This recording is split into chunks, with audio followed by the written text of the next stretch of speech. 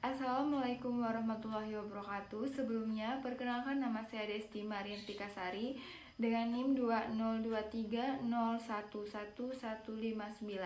Di sini saya akan menyampaikan tugas yaitu dari tugas teori kepribadian 2 yang berjudul tentang pendekatan teori kepribadian timur.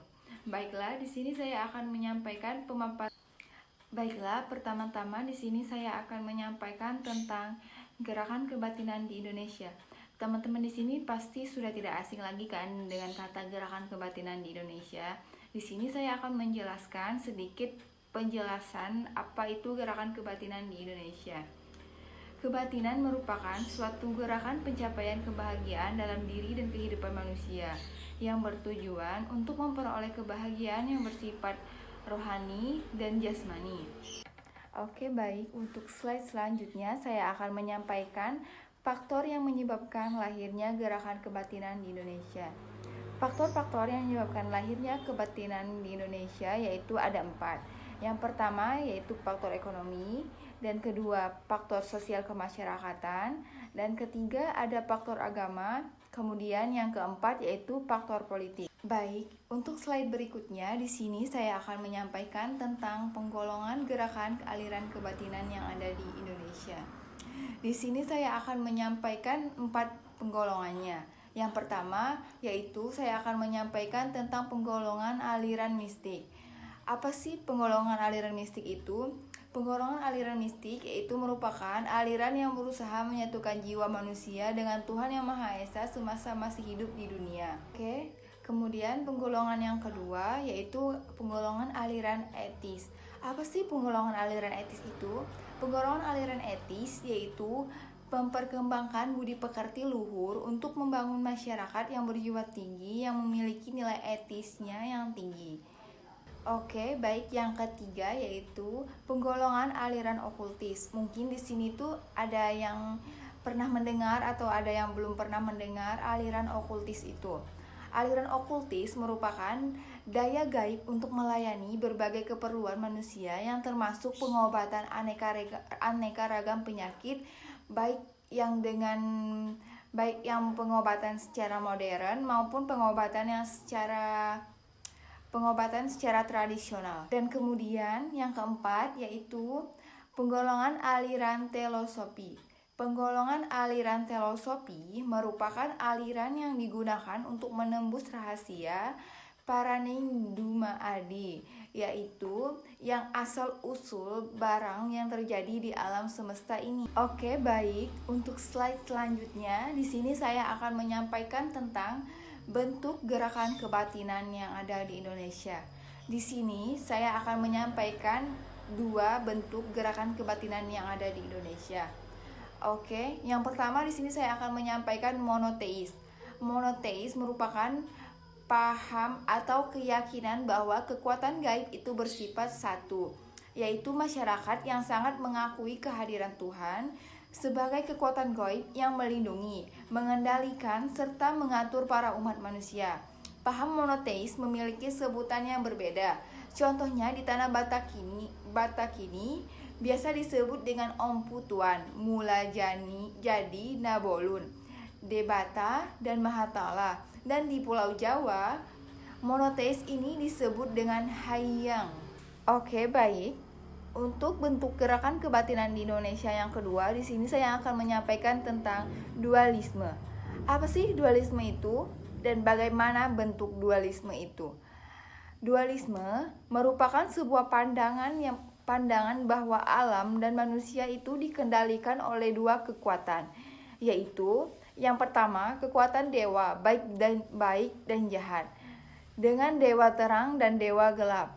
Kemudian kepercayaan ini bisa ditemukan di Pulau Bali, yaitu tata tertib kosmos dibagi 2, yaitu Kaja memiliki arti ke arah gunung dan Kelot yang berarti ke arah laut.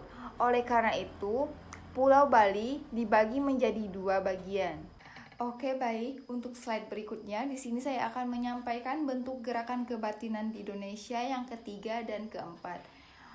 Yang ketiga yaitu ada politeisme. Paham politeisme merupakan keyakinan bahwa manusia dikendalikan oleh banyak kekuatan, bukan hanya satu ataupun dua.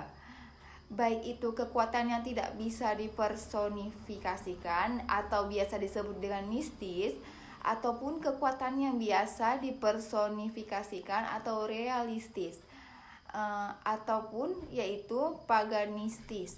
Contohnya, cerita Dewi Sri atau Mbok Sri yang dikaitkan dengan padi dan Dewa Indra yang dikaitkan dengan kekuatannya. Oke, baik. Untuk bentuk gerakan kebatinan di Indonesia yang keempat yaitu ada Dewa Raja. Apa sih Dewa Raja itu? Dewa Raja merupakan suatu pandangan Tuhan yang menampilkan dirinya di dalam wujud nyata di tengah manusia atau teofani, dan wujud nyata di alam raya atau biasa disebut hieropani. Bentuk teopani misalnya pada agama Hindu, dalam diri seseorang raja yang bermunculan pandangan sebagai penjelmaan Tuhan. Oke, baik. Untuk slide berikutnya, di sini saya akan menyampaikan tentang contoh aliran kebatinan di Indonesia. Yang pertama yaitu ada kepercayaan yang panteistis. Kepercayaan yang panteistis terdapat pada kalangan masyarakat Ambon.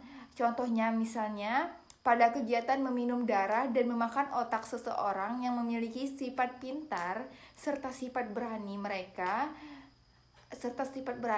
yaitu mereka mempercayai bahwa sifat tersebut dapat berpindah kepada mereka yang sudah mengonsumsi, meminum darah maupun memakan otak orang tersebut. Oke, baik. Untuk contoh aliran kebatinan Indonesia yang kedua yaitu ada kepercayaan ruh pribadi manusia. Apa sih ruh kepercayaan pribadi manusia? Ruh kepercayaan pribadi manusia yaitu keyakinan masyarakat yang melakukan pengambilan ruh orang yang sudah mati yang dikenal dengan istilah Jai Langkung dan Wai Tangkung. Dengan cara ini, masyarakat animistis dapat berkomunikasi kembali dengan ruh yang telah meninggal. Walaupun telah meninggal dalam waktu yang lama, cara ini sering digunakan untuk memperoleh informasi penting yang nanti akan ditanyakan kepada ruh tersebut. Oke, baik. Selanjutnya ada contoh aliran kepribadian Indonesia yang ketiga, yaitu pemujaan kepada makhluk dan dewa. Pemujaan kepada makhluk dan dewa merupakan suatu keyakinan masyarakat yang melakukan pemujaan makhluk hidup atau dewa. Pemujaan ini biasanya terjadi karena adanya kelebihan atau kemuliaan pada orang tersebut selama di hidupnya, atau yaitu memuja dewa yang dipandang mempengaruhi manusia. Contohnya yaitu keyakinan yang berkembang di kalangan masyarakat, misalnya menyembah berhala yang sengaja dibuat manusia sebagai simbol atau kekuatan. Oke, baik. Untuk slide berikutnya di sini terdapat sumber-sumber yang saya gunakan untuk materi yang saya paparkan tadi. Yang pertama yaitu terdapat pada jurnal Dr. Handes Haji Dahlia Lubis, yaitu pada buku Aliran Kepercayaan atau Kebatinan yang diterbitkan oleh Perdana Publishing yang diakses pada tanggal 26 Maret 2024 pada jam 20.00. Dan untuk sumber yang kedua saya mengakses pada jurnal Pudiartanto pada tahun 2003, yaitu pada buku Psikologi Kepribadian Timur yang diterbit oleh Pustaka Pelajar yang saya akses sendiri pada tanggal 26 Maret 2024 pada pukul 21.00. Oke, baik. Untuk sumber ketiga saya menggunakan jurnal dari Kiltbeck Mas Kilt David pada tahun 2021 yang berjudul Esther versus Western Psikologi yang diakses pada 22 September 2021, dan kemudian saya akses pada tanggal 26 Maret 2024 pada jam 21.30. Mungkin sekian pemaparan materi dari saya, kurang dan lebihnya saya mohon maaf. Saya akhiri, wassalamualaikum warahmatullahi wabarakatuh. Terima kasih.